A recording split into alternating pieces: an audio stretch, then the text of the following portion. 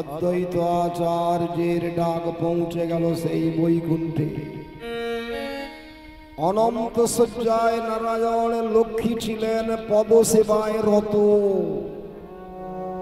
আসনটা টুলে উঠল। এগো মর্তের কান্না পৌঁছে গেছে মর্তমণ্ডলে।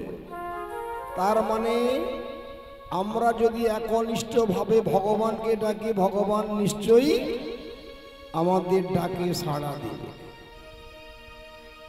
লক্ষ্মী বললেন, প্রভু আচম্বিতে কেন আসন তুলছি? বলছে, লক্ষ্মী এইভাবে তুমি কেন অধৈর্য হচ্ছ? প্রভু কারা যেন কাঁদছে, কাদের আকুলি বিকুলি ক্রন্দন আমার কর্ণকুহরে পৌঁছে যাচ্ছে। আমি বুঝতে পারিনি কারা, কে, কেন কাঁদছে। লক্ষ্মী শোক তাপ দুঃখ শূন্য এই বৈকুণ্ঠপুরী, অকারণে কে কাঁদিবে হেথা? বলে, না প্রভু, এই কান্না এই বৈকুণ্ঠ ধামে নয়, এই কান্না ভেসে আসছে মর্তধাম থেকে, মর্তের কান্না। সঙ্গে সঙ্গে নারদ ঋষি পৌঁছে গিয়ে বলছে, প্রভু আরে আসুন আসুন নারদ ঋষি, আজ যেন কতদিন পরে আপনাকে হেরলাম এই বৈকুণ্ঠ মাঝারে। বলছে, হ্যাঁ আজ প্রায় 20 বছর পরে আসিয়াছি এই বৈকুণ্ঠ ধামে।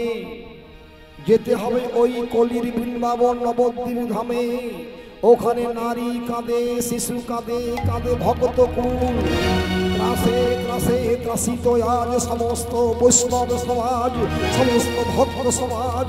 ব্রাহ্মণের শাসনে এরা সবাই জর্জরিত, পেষিত, অবহেলিত, নিপীড়িত। না নারদ, ভক্তি ডোরে বাঁধায় আমি, ভক্তি নাহি যেথা, অকারণে না যাইব সেথা। বলে, কে কহিল ভক্তি নাই? ওই শোনো, অদ্বৈত আচার্য শত শত পতিতের সাথে করিতেছে আহ্বান।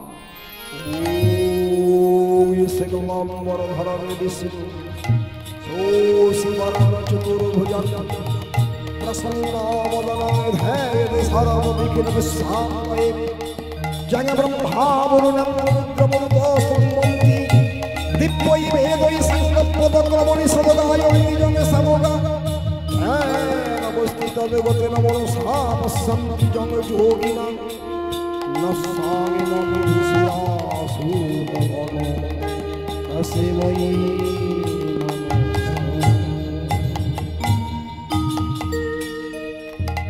প্রভু। ওই শোনো, ঘোচাতে সন্তানের ব্যথা, মাতা যদি কাঁদে, কান্না যে হাসির থেকে অনেক আনন্দে, কান্নার থেকে অনেক আনন্দে, দুঃখের থেকে অনেক অনেক অনেক সুখে। তুমি যদি না যাও কলির বৃন্দাবন নবদ্বীপ ধামে, আমি যাব নারদের সাথে। ধন্য ধন্য লক্ষ্মী, আজকের পরীক্ষায় তুমি বিজয়িনী। আমি তোমাকে পরীক্ষা করেছিলাম, পরীক্ষায় তুমি জয়লাভ করেছো। শুধু তুমি একা নয়, আমি যাব তোমার সাথে। ধরো আমার হাত, কলিতে হইব আমি চৈতন্য দয়াল। ধরণী আমার তুমি হবে নাম বিষ্ণু প্রিয়া। শঙ্খ নয়, চক্র নয়, গদা পদ্ম নয়, প্রেম হবে অস্ত্র আমাদের। কাঁদিয়া কাঁদাতে হবে, জগজন মানি লবে। প্রেম বিনা গতি তাই হবে। চারি যুগে আমি বড় মন্দ ভাগিনী, চারি যুগে আমি বড় মন্দ ভাগিনী। কেঁদে কেঁদে দিন কেটেছে এমনি হতভাগিনী। চারি যুগে আমি বড় মন্দ ভাগিনী।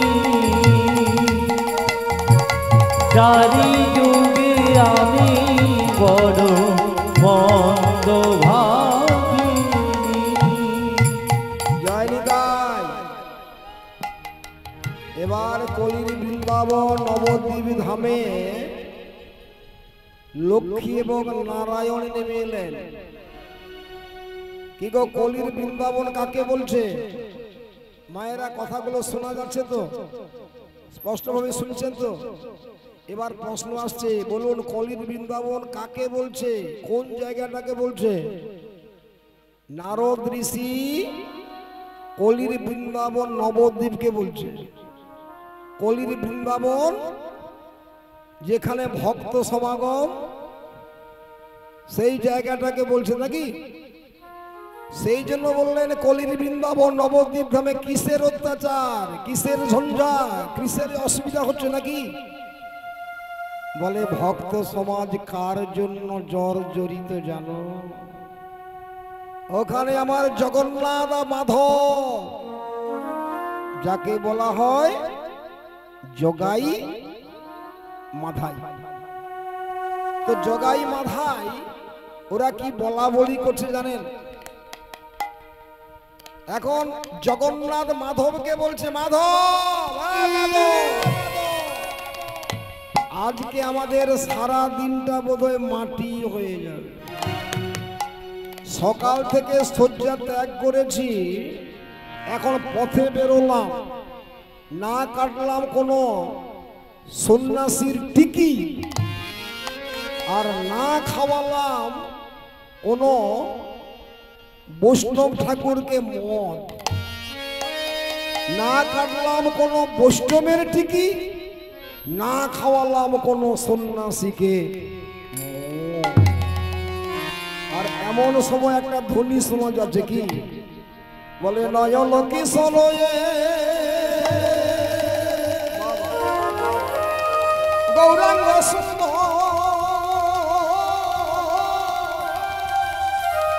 স্বপনেতে কই গেছে তারে বারবার।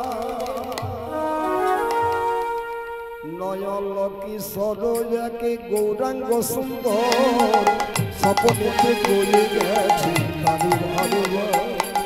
আসিয়াছি নদিয়ায় আই তোরা ছুটে আসিয়াছে নদিয়ায় আই তোরা ছুটে আয়। আসিয়াছি নদিয়ায় আই তোরা ছুটে দুয়ারে দাঁড়ায় তো মুক্তি পারাবা। কোথায় কোথায় তিনি? সারা নবদ্বীপ ধাম আমি তন্ন তন্ন করে খুঁজেছি, এখনো পর্যন্ত তার দেখা পাইনি। কিন্তু কার কথা বলছে? কে ওই মানুষটাকে? ওদিকে জগাই মাধাই বলছে, আরে তুমি কাকে খুঁজছো? কাকে খুঁজছি জানো? আমি খুঁজছি আমার নারায়ণকে, আমি খুঁজছি আমার লক্ষ্মীকে। জগাই বলে, আমি তোমার নারায়ণ, আর মাধাই বলছে আমি তোমার লক্ষ্মী। আরে এদিকে তাকিয়ে দেখো, আমি তোমার নারায়ণ আর আমি তোমার লক্ষ্মী। বলে, জগাই মাধাই তোমরা আমার দিকে এগিয়ে আসছো কেন? আমাকে স্পর্শ করো না, আমি আমি অস্পৃশ্য, আমি আমার নাম হরিদাস, আমি যবন হরিদাস, আমাকে স্পর্শ করো না। বলে, বেটা তুমি যে দাসী হও না কেন, তোমার মুখে চোচো করে মাল ঢেলে দিলে না, তবেই সালা তোমার চৈতন্য হবে। বলে, অকুল চৈতন্য হরি মুখে বলো হরি হরি, হে গোবিন্দ হাহাকারে রাধা রাধা আখি ঝুরে, রাধা রাধা আখি ঝুরে, রাধা রাধা আখি ঝুরে। আরে দাঁড়া বেটা, দাঁড়া বেটা, কোথায় পালাবি?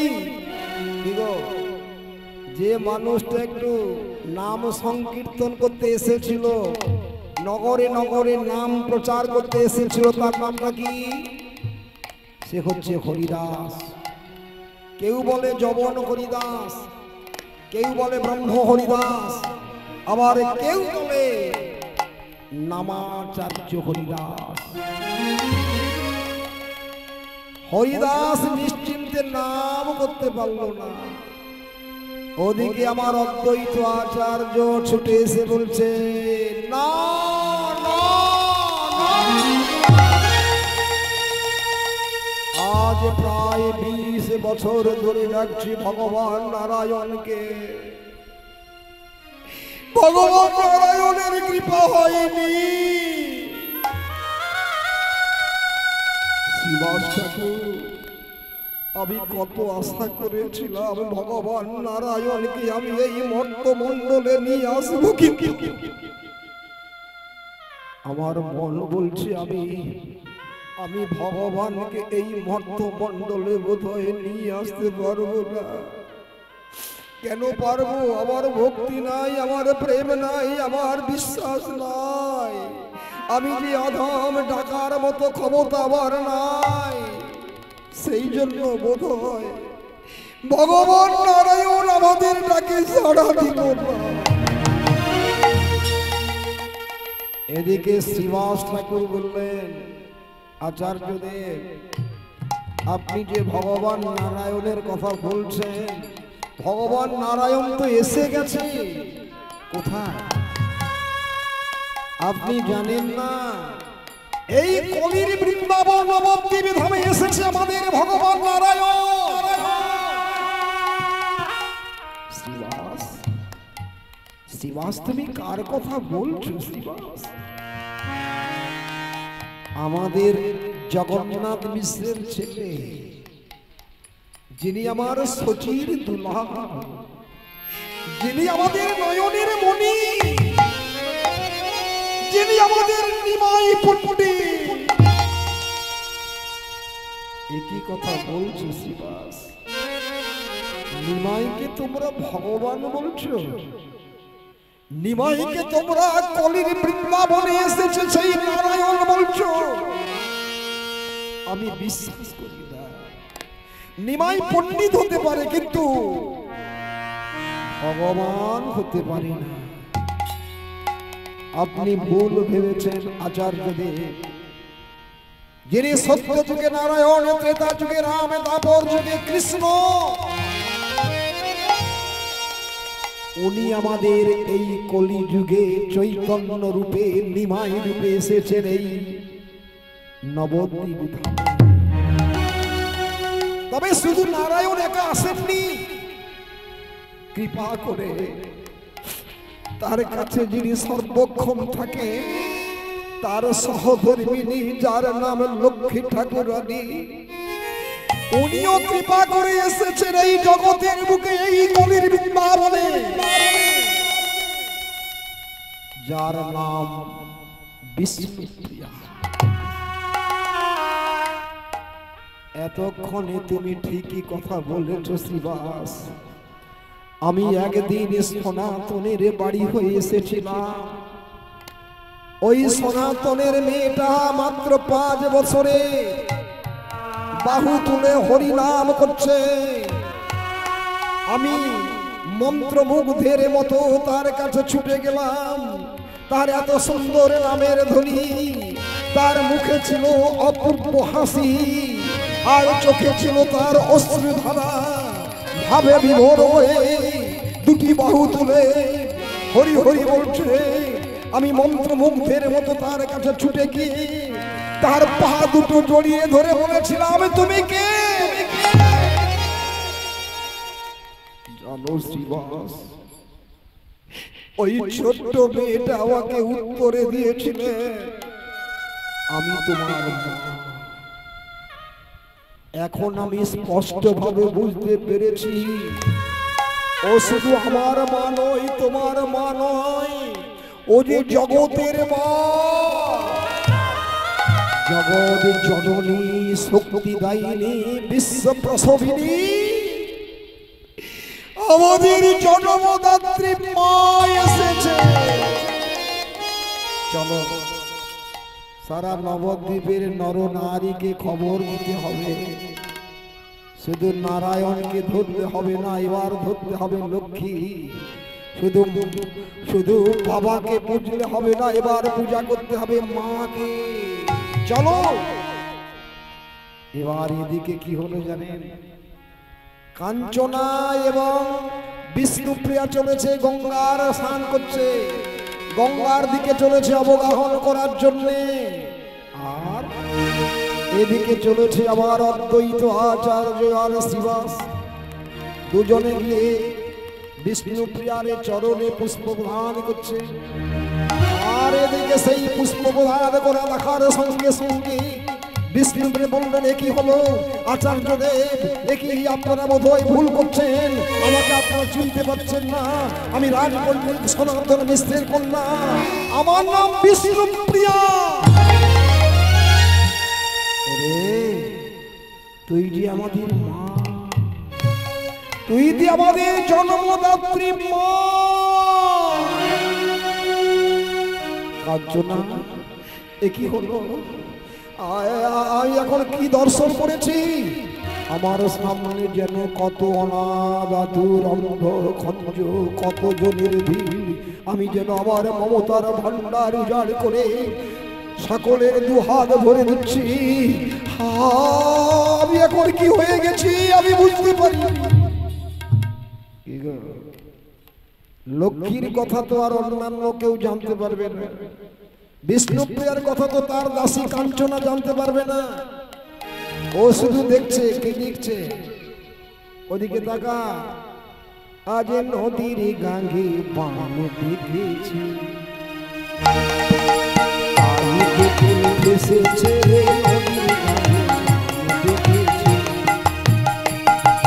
সামাল সামাল রব উঠেছে তোর মনে, সেই মোর মনে সেই মধুর মধুর বংশী দেখেছি। সামাল সামাল রাম উঠেছে তোর মনে, সেই মোর মনে সেই মধুর মধুর বংশী দেখেছি। রাই ছেড়ে সেমে গেছে মথুরা, শ্যামবাসরী প্রতিধ্বনি বৃন্দাবন ছায়। আবার কৃষ্ণ চূড়ার মনে নামতে দিচ্ছে সামাল সামাল রাম উঠেছে তোর মনে, সেই মোর মনে সেই মধুর মধুর বংশী দেখেছি। সামাল সামাল রাম উঠেছে তোর মনে, সেই মোর মনে সেই মধুর মধুর বংশী দেখেছি। সামাল সামাল অসয়, কে যেন তোকে ডাকছে। কি গো? বলে আমি। ওর নামটা কি? কে ডাকছে মামা বলে? ও হচ্ছে নিমাই পণ্ডিতের মা, যার নামটা হচ্ছে সচী দেবী, সচী মা। বলে আমি রোজ তোমার সঙ্গে গঙ্গার ঘাটে দেখা হয়। ও মা, তোমার পরিচয়ের কথাটা জানবো বলে আর জানা হয়নি। কার মেয়ে তুমি? অবিরাজ পণ্ডিত সনাতন মিশ্র। আমি নিমাই পণ্ডিতের মা। ও মা, তোমাকে দেখে আমার মনে মনে একটা স্বাদ আসে। তুমি কি আসবে আমার ভাঙা ঘরে? তুমি কি আসবে আমার ভাঙা ঘরে? আমার মনের স্বাদ পূর্ণ হবে আসবে আমার ভাঙা ঘরে। আমার মনের স্বাদ পূর্ণ হবে, তুমি কি আসবে আমার ভাঙা ঘরে? তুমি কি আসবে আমার ভাঙা ঘরে? কেননা তুমি হচ্ছে রাজপণ্ডিত সনাতন মিশ্রের কন্যা, আর আমি হচ্ছে এক সাধারণী, এক ব্রাহ্মণের ঘরণী। জগন্নাথ মিশ্রের ঘরণী নিমাই পণ্ডিতের মায় আমি। কাঞ্চনা বললেন, যদি কোনো এই ব্যাপারে কথা বলতে হয় আপনি মেসোবাবুর কাছে যান, ওর কথায় তো আর বিয়ে হচ্ছে না। কি গো মা, একটা কথা বলি, কুমারী মেয়েদের কাছে যদি বিবাহের সম্বন্ধের কথা বলা হয়, যে কোনো মেয়ে তো লজ্জা পাবে না, লজ্জা পাবে না? কিন্তু আজকালকার মেয়ে কিন্তু লজ্জা পায় না, সাহস পায়। যায়নি তাই বলে, ঠিক আছে কাঞ্চনা, তুমি যে কথা বলছো সেটা অমূলক নয়, আমি ঈশানকে পাঠিয়ে দেব। তো ঈশানকে পাঠিয়ে দিলেন, বিবাহের বন্দোবস্ত হলো। এবার শুনুন, রাজপণ্ডিত সনাতন মিশ্রের কন্যা নামটা কি বললাম? বিষ্ণুপ্রিয়া। জগন্নাথ মিশ্রের ছেলে নামটা কি বললাম? নিমাই। এবার দুজনের মধ্যে হবে শুভ পরিণয়। বিবাহের দিন প্রস্তাব হয়ে গেছে। কবে গো? বৃহস্পতিবার দিন। মাসটা ছিল কখন? মাঘ মাস। গোধূলি লগ্নে হবে বিয়ে নিমাইয়ের সঙ্গে রাজপণ্ডিত সনাতন মিশ্রের কন্যা বিষ্ণুপ্রিয়া।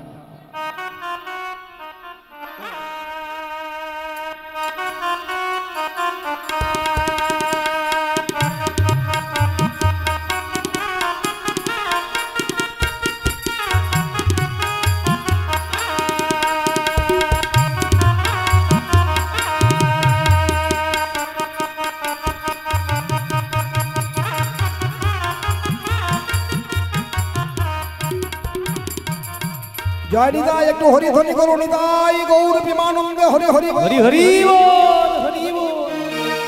আচ্ছা মায়েরা, যে কোনো বাড়িতে যদি অনুষ্ঠান হয়, নিমন্ত্রণ ব্যক্তি যদি না আসে, মানে খাওয়া দাওয়ার ব্যাপারে তো নিমন্ত্রণ দিতে হবে নাকি? এখানে প্রসাদ পাওয়ার জন্য নিমন্ত্রণ হয়ে গেছে। মাননীয় শ্যামচাঁদ বাবু নিমন্ত্রণ দিয়েছে বাহক মারফত। কত সময়, কোন সময়টা, কিভাবে নিমন্ত্রণ দিয়েছে? বেলা 10টার সময়। প্রথমে বললেন ঠাকুর দর্শন, তারপরে কীর্তন শ্রবণ, তারপরেই প্রসাদ পাওয়ার জন্য নিমন্ত্রণ। যাক, আমি বেশি কথা বলবো না। এবার নিমন্ত্রণ দেওয়ার জন্য কাকে পাঠালেন জানে? বিবাহ বাসর তো নিমন্ত্রণ দিতে হবে। নিমন্ত্রণটা দিতে যাচ্ছে কে না? ঈশান। ঈশান চলে যাচ্ছে প্রথমে চাঁড়াল পাড়ায়। তার জন্য একটা গন্ডগোল কি হচ্ছে শুনে নেন। আমরা জাত নিয়ে বিচার করি, ছোট বড় নিয়ে বিচার করি। নিমাই পণ্ডিত কিভাবে এই মর্তমণ্ডলে এসে সবাইকে একাকার করে দিয়েছে, কোনো জাতের বিভেদ রাখেনি। শোনো রে মানুষ ভাই, সবার উপরে তো মানুষ সত্য, তার উপরে আর কি। তাই প্রথমে চাঁড়াল পাড়ায় নিমন্ত্রণ যাচ্ছে। দেখে ফেললো বাচস্পতি ব্রাহ্মণেরা, ওদিকে কোথায় যাচ্ছিস? আমি নিমন্ত্রণ দিতে যাচ্ছি। নিমন্ত্রণ? কার নিমন্ত্রণ? কিসের নিমন্ত্রণ? ও, আপনারা জানেন না বোধহয়।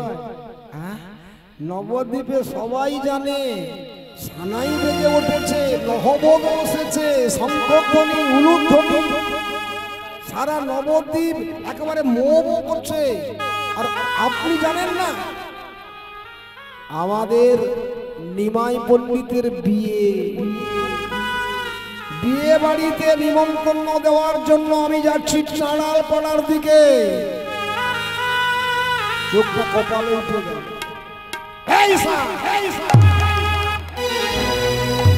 আরে আমাদের কোনো মান সম্মান নাই, আমরা হচ্ছে পবিত্র ব্রাহ্মণ। আমাদের উপেক্ষা করে প্রথমে চাঁড়াল পাড়ায় নিমন্ত্রণ দিতে যাচ্ছ কোন সাহসে? আগে বাচস্পতি মশাই, বিয়েটা যার, তারই আদেশে, তারই সাহস পেয়ে আমি প্রথমে চাঁড়াল পাড়ার দিকে যাচ্ছি। একটা কথা শুনে রাখো, প্রথমে চাঁড়াল পাড়ায় নিমন্ত্রণ হলে না, আমরা কিন্তু কেউ অন্ন গ্রহণ করব না। আরে সেটা তো আপনাদের ব্যাপার। আমার নিমাই দা ঠাকুরের কড়া হুকুম, কোন জাত ধর্ম বিচার করা চলবে না। নবদ্বীপে যে যেখানে আছে সবাইকে নিমন্ত্রণ করতে হবে, এটাই আমার দা ঠাকুরের হুকুম। এখনো বলছি, ঈশান ফিরে আয়, প্রথমে ব্রাহ্মণ পল্লীতে যা। বলেন না বাচস্পতি মশাই, হাকিম লড়বে, হুকুম লড়বে না। আমার নিমাই পণ্ডিতের কড়া হুকুম, জাত ধর্ম বিচার করা। ঠিক আছে, জয় বিদায়। নিমন্ত্রণ হয়ে গেল, এরা তো খেপে গেল, চলো কাজীর কাছে যাই। তো কাজীর কাছে গিয়ে নালিশ করলো। কাজী বললেন ঠিক আছে, আমি তদন্ত করে দেখব। কাজী সাহেব মনে মনে চিন্তা করলো, ওরা তো চলে গেছে। কাজী সাহেব মনে মনে চিন্তা করলো, কে সেই নিমাই পণ্ডিত। একটা তুচ্ছ কারণে প্রভাবশালী ব্রাহ্মণদের উপর এইভাবে কথা বলতে পারে, সে তো সামান্য নয়। তবে কি আমার সেই স্বপ্নে দেখা ইনসান? তাই যদি হয়, মনে মনে বলছে, হে নিমাই পণ্ডিত, তুমি যদি কলির ভগবান হয়ে থাকো, আজকে হবে তোমার কঠিন। যান যান। এদিকে সানাই বাজছে, উলুধ্বনি হচ্ছে। সচিমা বলছে কি ব্যাপার? দাদা দাদা দাদা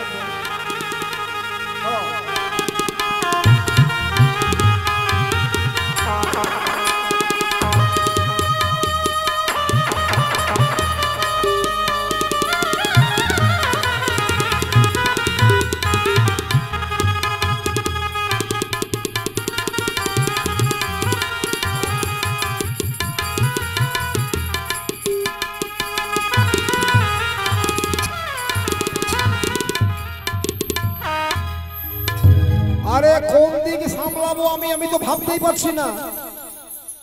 এদিকে বিবাহের গন্ডগোল সামলাবো না, ওদিকে পালকিটা কেন এখনো আসছে না সেদিকে দেখবো, আমি ভাবতে পারছি না। আচার্যদেব আপনি দেখুন না, পালকিটা কেন এখনো আসছে না। আমার যে বড় ভয় করছে। অনেক কষ্টে আমি ভাঙা বাড়িটা জোড়া লাগাবার জন্য চলেছি। জানো, লক্ষ্মী প্রিয়া মারা যাওয়ার পরে এই গৃহটা আমার একেবারে শ্মশান সমান।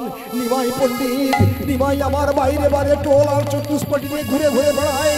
রাতে কোনোদিন বাড়ি আসে আর কোনোদিন বাড়ি ফেরে না। তাই আমার প্রচন্ড চিন্তা হচ্ছে। ঠাকুরপো আপনি দেখো দেখো ঠাকুরপো, এখনো কোনো আপনি কোনো চিন্তা করবেন না। আরে রাজপণ্ডিতের বাড়িটা কত দূর? ওই তো পালকি এসে গেছে, মেয়েরা উলুধ্বনি করছে, ওরে এসো এসো।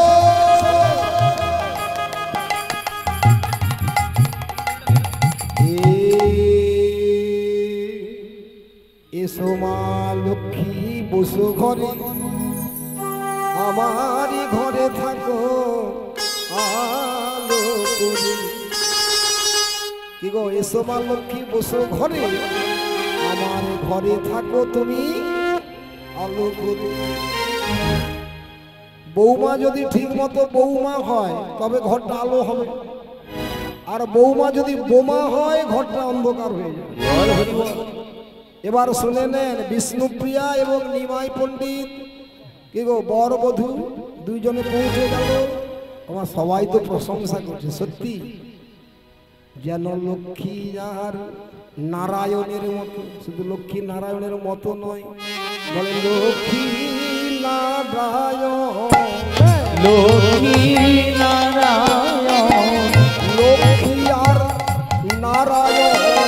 লক্ষ্মী আর নারায়ণ কি সুন্দর মানায়েছে যেন লক্ষ্মী নারায়ণ। আচ্ছা, যখন বৌমা ঘরে আসে পালকিতে করে আসে, এখন তো ট্যাক্সিতে করে আসছে, এখন তো পালকি উঠে গেছে নাকি। পালকিতে যখন বৌমা আসে, বৌমাকে বরণ করতে যায় কে? ননদ যায় না বৌদি যায় না কে যায়? আপনারা বলতে পারবেন? ও মা, শাশুড়ি মা যায় বৌমাকে বরণ করতে, বরণ ডালা নিয়ে যাচ্ছে, বরণ ডালা নিয়ে পৌঁছে গেল। আহা, ও মা বরণ করতে যাবে, এমন সময় ওদিকে আমার বাচস্পতি ব্রাহ্মণ এসে বলছে, দাঁড়ান দাঁড়ান সতী ঠাকুর। কি ব্যাপার আপনারা এখানে? এখানে তো বিবাহ বাসরে বৌমা বাড়ি আসছে, আপনাদের তো নিমন্ত্রণ করা হয়েছে, ভক্তিটা তো বোধহয় ওখানে বসেছে, আপনারা ওখানে যান, ওখানে আপনারা খাবেন, আপনারা ঝালে ঝোলে অম্বলে খাবেন, আপনারা এখানে কেন? ওই ভক্তিতে না বলছেন না, আপনাদের অন্ন গ্রহণ করতে আজ আমরা আসিনি, আমরা এসেছি নিমন্ত্রণটা ফিরিয়ে দেওয়ার জন্য। এ কি অলক্ষণের কথা! নিমন্ত্রণে এসে এরা সবাই নিমন্ত্রণটাকে অবজ্ঞা করে ফিরে যাওয়ার জন্য বলছে। আচ্ছা ঠাকুর মশাইরা, কি অপরাধ হয়েছে যার জন্য আপনারা নিমন্ত্রণ ফিরিয়ে দিয়ে না খেয়ে আপনারা চলে যাবেন? অপরাধ তো নিশ্চয়ই হয়েছে। প্রথমে চাড়াল পাড়ায় নিমন্ত্রণ হয়েছে। আমরা হচ্ছে পবিত্র ব্রাহ্মণ, আমাদের উপেক্ষা করে প্রথমে চাড়াল পাড়ায় নিমন্ত্রণ হয়েছে, আর সেই নিমন্ত্রণে আমরা অন্ন গ্রহণ করব। সত্যি কে প্রথমে চাড়াল পাড়ায় কে নিমন্ত্রণ করেছে? আমি। মা নিমাই, তুই প্রথমে চাড়াল পাড়া নিমন্ত্রণ করলি কেন? মা, আমি তো কোনো অপরাধ করিনি মা। প্রথমে চাড়াল পাড়ায় নিমন্ত্রণ করলে ব্রাহ্মণদের এতটাই ছোট করে দেওয়া হবে, এতটাই অসম্মান করা হবে, ব্রাহ্মণদের গায়ে লাগবে, ব্রাহ্মণদের অসম্মান হবে, এটা তো ঠিক নয়। ও মা, শাস্ত্র কি বলছে শোনো মা। সত্য অংশে ব্রাহ্মণের জন্ম, ক্ষমাই তার পরম গুণ। সর্বভূতে আহার্য না দিয়ে পবিত্র ব্রাহ্মণ কোনো মতে অন্ন গ্রহণ করতে পারে না। আর সে স্থানে আমি প্রথমে চাড়াল পাড়ায় নিমন্ত্রণ করে কোনো অপরাধ করিনি মা। যদি তাই আমাদের অপরাধ হয়ে থাকে ঠাকুর মশাই, আপনারা গন্ডগোলটা বাড়াবেন না। এমন শুভ দিনে শুভ কাজে যদি গন্ডগোল হয়, দেখো সবাই কিন্তু মন খারাপ করবে। যান যান, আপনারা অন্ন গ্রহণ করুন। বলে নিমাই পণ্ডিত, জুতো মেরে আর গরু দান করতে হবে না, আমরা এখন আসছি, এখনো সময় আছে, আমাদের পায়ে ধরে ক্ষমা চেয়ে নাও। কি গো? নিমাই পণ্ডিত বললেন, যদি আমার কোনো অপরাধ হয়ে থাকে আপনাদের পায়ে ধরে আমি ক্ষমা চাইব, কিন্তু আমি তো কোনো অপরাধ করিনি। সত্য অংশে ব্রাহ্মণের জন্ম, ক্ষমাই তার পরম গুণ। আপনারা কৃপা করে অন্ন গ্রহণ করুন। আমা, এরা কেউ অন্ন গ্রহণ করেনি, সবাই চলে যাচ্ছে। সবাই সারিবদ্ধ ভাবে চলে যাচ্ছে, আপনারা চলে যাচ্ছেন, এখনো সময় আছে, আপনারা অন্ন গ্রহণ করে যান, আপনারা চলে যাচ্ছেন। এবার শুনে নেন, দাম্ভিক ব্রাহ্মণের কতটাই গর্ব, কতটাই অহংকার। যে ব্রাহ্মণের গর্ব আছে, অহংকার আছে, মান আছে, অভিমান আছে, রাগ আছে, হিংসা আছে, তাকে তো ব্রাহ্মণ বলে। বলে মুচি হইয়া সুচি হয় যদি কৃষ্ণ ভজে, হইয়া মুচি হয় যদি কৃষ্ণ ভজে, আবার সুচি হইয়া মুচি হয় যদি কৃষ্ণ ত্যাগে, সুচি হইয়া মুচি হয় যদি কৃষ্ণ ত্যাগে, ব্রাহ্মণ ব্রাহ্মণে নয় যদি কৃষ্ণ ত্যাগে, ব্রাহ্মণ ব্রাহ্মণ নয় যদি কৃষ্ণ ত্যাগে, চণ্ডালে চণ্ডালে নয় যদি কৃষ্ণ ভজে, আবার চণ্ডাল চণ্ডাল নয় যদি কৃষ্ণ ভজে, চলে যায় চলে যায় চলে যায় দাম্ভিক ব্রাহ্মণের দল, চলে যায় চলে যায় অন্ন গ্রহণ না করে। চলে যায় চলে যায়।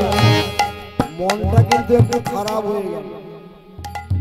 যাক, কি করব, যে যেমন কর্ম করেছে তার তেমনই ফল। বেশি রাগ করলে, বেশি রাগ দেখালে, হিংসা করলে, গর্ব করলে, অহংকার করলে কি গো, উদরটা তো খালি পড়ে থাকবে, ক্ষুধা কিন্তু লাগবে। জয় নিতাই। আমি এতক্ষণ থেকে বৌমাকে দাঁড় করে রেখেছি, কই রে ঈশান, ধান দুব্বা দে। এবার ধান দুব্বা দিয়ে বরণ করে বৌমাকে এবং বরকে, মানে না তার ছেলেকে, বর বউকে দুজনকে ধরে ধরে ঘরের ভেতরে নিয়ে যাওয়ার জন্য। ওদিকে কি হলো জানেন, হঠাৎ লাগলো বাম পায়ে হুচুট। কার? বিষ্ণুপ্রিয়া। বাম পায়ে হুচুট লাগলো কেন, ডান পায়ে লাগলো না? মেয়েদের তো মামা লক্ষণ, প্রথমে বাম পাটা বাড়ায়, চৌকাটে লাগলো, রক্ত বেরিয়ে গেল। রক্তটা দেখার সঙ্গে সঙ্গে নিমাই পণ্ডিত বলবে কি, সঙ্গে সঙ্গে চরণটা ধরে নিয়েছে। স্বামী হয়ে যদি স্ত্রীর চরণ ধরে, স্ত্রীর একটু দ্বিধাবোধ হবে না? কষ্ট হবে না? না, কি আর্য, আপনি এইভাবে আমার চরণ স্পর্শ করছেন কেন? আমি ভাবতে পারছি না, আমি অভাগিনী, আমি অভাগিনী। তাই নারী জীবনের তীর্থক্ষেত্র শ্বশুর বাড়িতে পা দিতে না দিতে রক্ত ক্ষয় হলো, কারণ হলো বাক্যান্ত। আপনি তো শাস্ত্র, বলুন না আর্য, আপনি বলুন না আর্য, এ কোন অমঙ্গলের চিহ্ন, এই কোন অমঙ্গলের চালা? অধৈর্য হয় না লক্ষ্মী, তোমার বিস্মরণ হয়ে গেল, আমার বিস্মরণ হয়। একটু একটু করে মানেটা বুঝে নেন। বিশদভাবে বলতে গেলে আমি আগে বলেছি, আরে তুমি ভুলে গেলে আমি তো ভুলবো না, সারা জীব জগৎ ভুলে গেল, ভগবান কোনোদিন ভক্তির কথা ভুলে না। ভগবানের কোনো জন্ম নাই, ভগবানের কোনো মৃত্যু নাই, ভগবানের কোনো পার্থক্য নাই। আমি আছি, আমি ছিলাম, আমি থাকব। ভগবান বললেন, অর্জুনকে বলেছেন, অর্জুন, সূর্যকে আমি বলেছিলাম, চন্দ্রকে আমি বলেছিলাম, মনুকে বলেছিলাম, ইক্ষাকে বলেছিলাম। অর্জুন বললেন, সূর্যের আগে কি আপনার জন্ম? বলে কত সূর্য চলে গেছে, দ্বাদশ সূর্য চলে গেছে, কত সূর্যের জন্ম হয়েছে, কিন্তু আমার জন্ম হয়নি, আমার মৃত্যু হয়নি, আমি অবিচল, আমি আছি, আমি ছিলাম, আমি থাকবো, কত চন্দ্রপাত হয়ে যাবে, সূর্যপাত হয়ে যাবে, কত মনুপাত হয়ে যাবে, কত ইন্দ্রপাত হয়ে যাবে। কতবার তুমি এসেছো আর কতবার তুমি চলে গেছো, তুমি জানো না, আমি জানি। আজকে লক্ষ্মী কথাগুলো বিস্মরণ হয়ে গেল, তাকে জাগিয়ে দেওয়ার জন্য, তাকে স্মরণ করিয়ে দেওয়ার জন্য বলছে, প্রিয়া আমার হাতটা ধরো। কি গো, হাতটা ধরার সঙ্গে সঙ্গে ওখানে নিমাই নাই, ওখানে কে দাঁড়ালো? বলে শঙ্খ চক্র গদা পদ্ম ধারী নারায়ণ। শঙ্খ চক্র গদা পদ্ম ধারী নারায়ণ। শঙ্খ চক্র গদা পদ্ম ধারী নারায়ণ। শঙ্খ চক্র গদা পদ্ম ধারী নারায়ণ। বিপদ ভঞ্জনে তুমি শ্রী মধুসূদন। বিপদ ভঞ্জনে তুমি শ্রী মধুসূদন। বিপদ ভঞ্জনে তুমি শ্রী মধুসূদন। তুমি ভগতের ভগতি, তুমি ভগতের ভগত হও, আমি অভাজন। শঙ্খ চক্র গদা পদ্ম ধারী নারায়ণ। শঙ্খ চক্র গদা পদ্ম ধারী নারায়ণ। শঙ্খ চক্র গদা পদ্ম ধারী নারায়ণ। শঙ্খ চক্র গদা পদ্ম ধারী নারায়ণ। চোখের জল মোছো, ধরো আমার হাত। জানেন, নিমাই যেই বিষ্ণুপ্রিয়ার হাত ধরেছে, সঙ্গে সঙ্গে সেখানে দেখতে পেল শঙ্খ চক্র গদা পদ্মধারী নারায়ণের মূর্তি।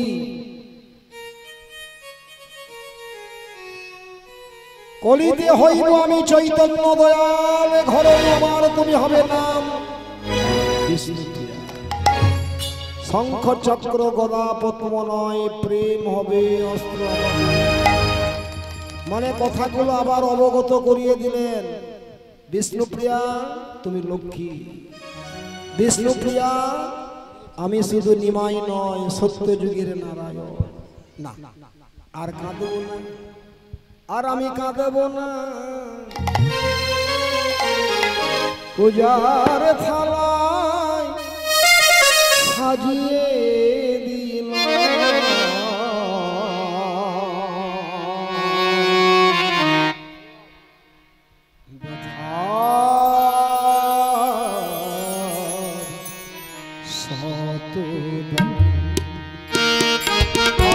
আমার পূজার থালায় সাজিয়ে দিলাম ব্যথার শতদল। পূজার থালায় সাজিয়ে দিলাম ব্যথার শতদল। পূজার থালায় সাজিয়ে দিলাম ব্যথার শতদল। দেবতা রাখো সিথা তোমার পদ, হে দেবতা রাখো সেথা তোমার চরণ।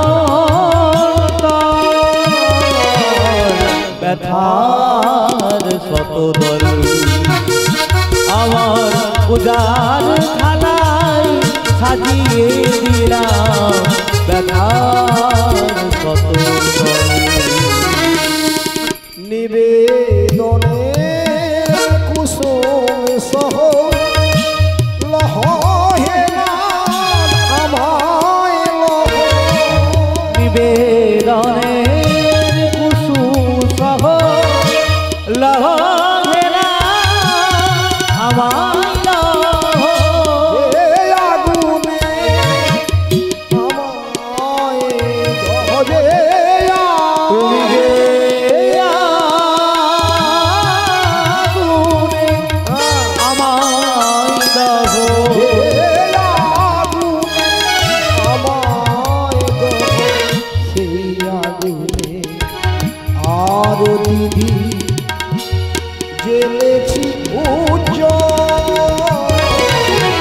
ব্যথার শত দল আমার পূজার থালায় সাজিয়ে দিলাম ব্যথার শত দল আমার পূজার থালায় সাজিয়ে দিলাম ব্যথার শত দল।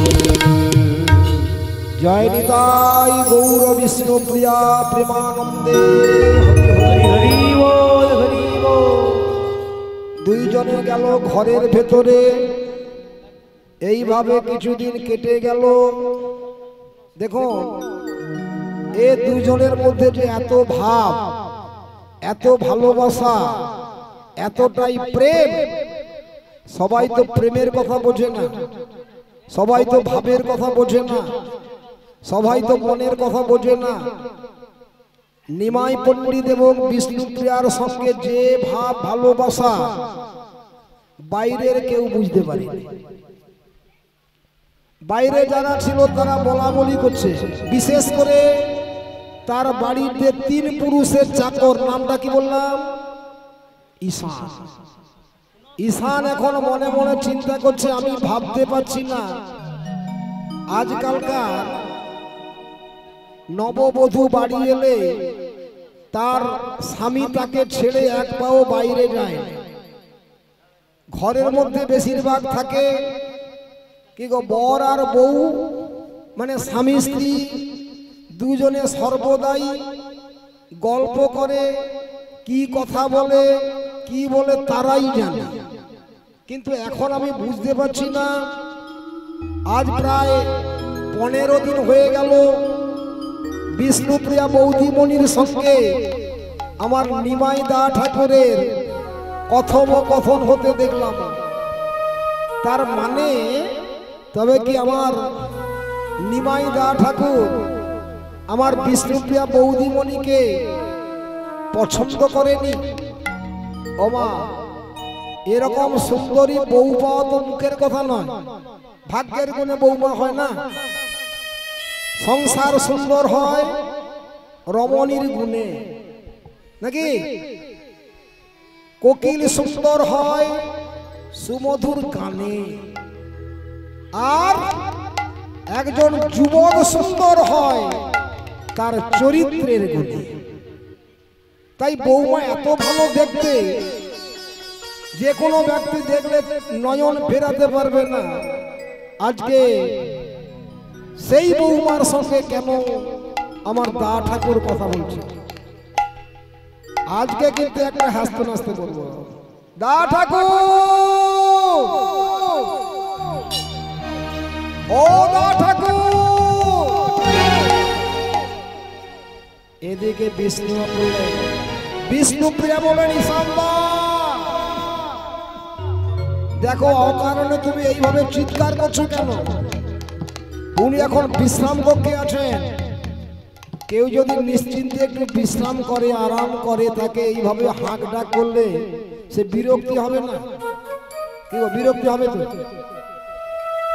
প্রসাদ পেয়ে যদি কেউ ওখানে বিছানা একটু আরাম করে, একটু শুয়ে পড়ে, এই মাত্র খেয়ে গেল, তাকে সঙ্গে সঙ্গে ডাকলে বিরক্তি হবে না?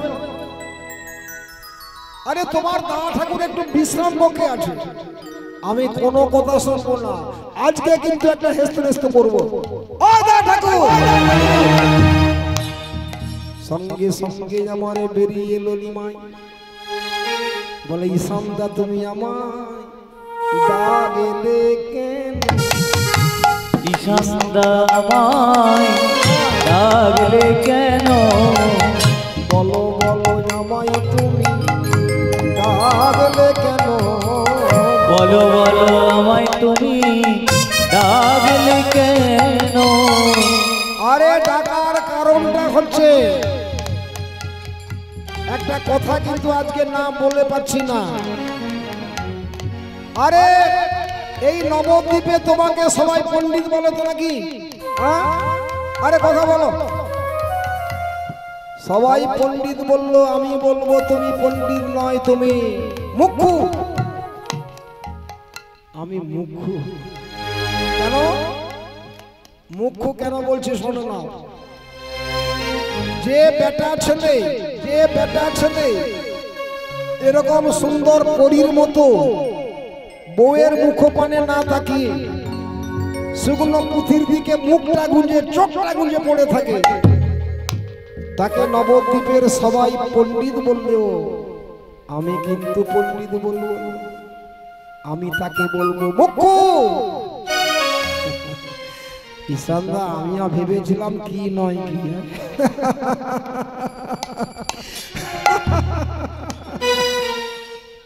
আরে হাসলে চলবে না।